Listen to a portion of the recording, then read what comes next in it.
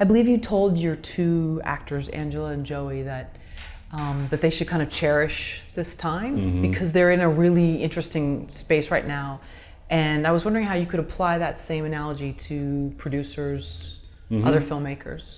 Yeah, so I told them, I mean, you're young, you know, they're extremely young. They're 19 and 22.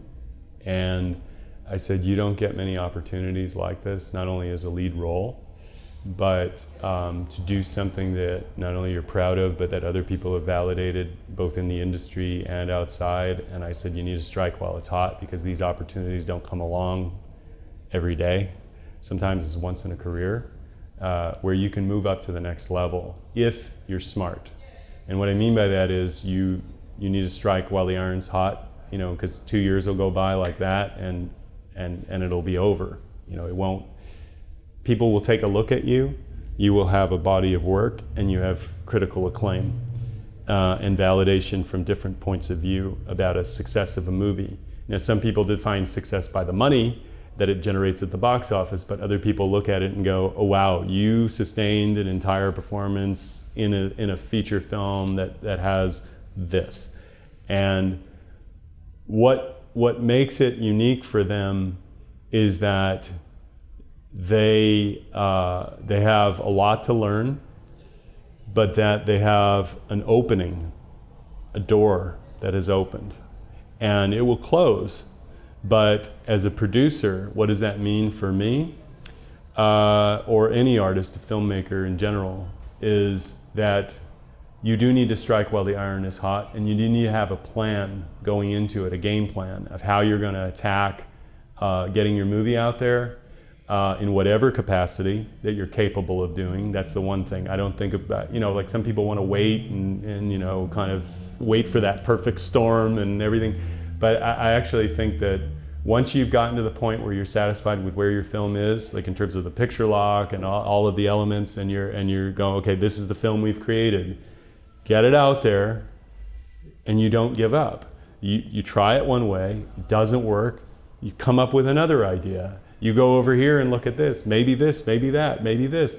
You exhaust every option that you have simply for the fact that it's your baby, you own it, you're gonna own it for the rest of your life, and you might as well do everything you possibly can, both now and in the future, to ensure that the film has a place that you can be proud of.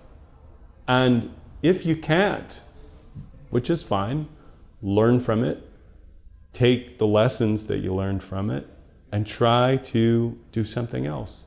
Not necessarily abandon what you, but take that as your learning box. You know, in other words, one film is not going to define you. One moment is not going to define you.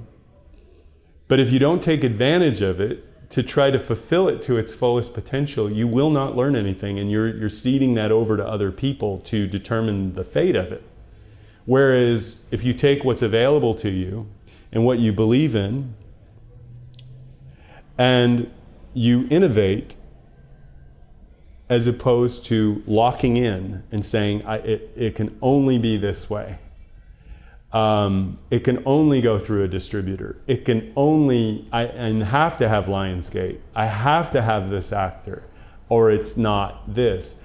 And so for them, from the actor to the producer, it's incumbent upon yourself to understand, even without experience, to understand that this is a very unique opportunity for you to learn through your craft what to do better the next time. In all those moments that are challenging to you is the greatest period of growth that you can ever have. If you do not look at it that way, it may not be the right fit for you to go down this road, because adversity is always going to be staring you at the face, even with a $40 or $50 million or $100 million budget. I've talked to producers who tell me, no, the challenge is always the same. You're always going to be limited. Just from me looking out there up to what they have, I go, wow, yeah, what could I do with a Rogue One, you know, budget? Wow, that's amazing. But even still, those producers, and I've talked to one of them, have challenges that are reflective of their current environment. There's always going to be time that you're going to lose. There's always going to be money that's going to be an issue. But it's just scaled up. It's the same. These are the same issues that just scaled up. So as a producer, it's my job that if I believe in what I'm doing, to not give up, but also if I'm going to be a successful producer and do 6 movies, and some hit, some don't, some are received well, some aren't. If I'm committed to what I'm doing, I've got to learn from those mistakes. And here's the thing, you own that film. You can always go back and re-edit it. If you see that there's another story there that you didn't see at the time, we've done that with 2 of our movies. We're doing one of them now, A Young Man's Future, about schizophrenia in college students. We're coming back, and man, with fresh eyes, it's like a beautiful story, more powerful than ever before, and it's just story. Because all the elements were there, it was just how you arrange the story, what you focus on, maybe where some things meander a little bit, cut that out, concise story points. And I've seen it now like twice, so I know that those are possibilities as well. And we're going to go out to a whole new group of people. We're not going to go back and retread all the critics and say, hey, this is the director's cut. I mean, maybe if they want to review it, sure. But there's other audiences out there that we can hit with a new release of a movie or a recut. And that's just through the discovery of looking at the footage and seeing that there's another story there. There was an example of this, Krisha. It was an independent film that was written.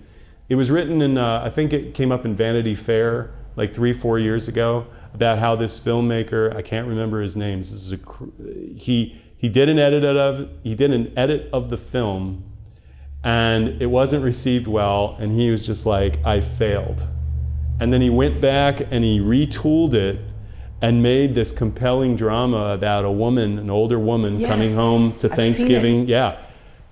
Extremely well done, but the first cut of that movie was not the one you saw, and he said it just meandered all over the place. So he just started switching things up, throwing scenes that were written for here, threw them to the front, changed things around, pared it down to this build of an explosion, right? An emotional explosion, because you're seeing the part of her that is this troubled individual, right, and all of her vices and addictions, sure, with trying to reconcile, what she really wants, which is the closeness to her family. Anyway, it speaks to those things where there is a story there. There was always a story there.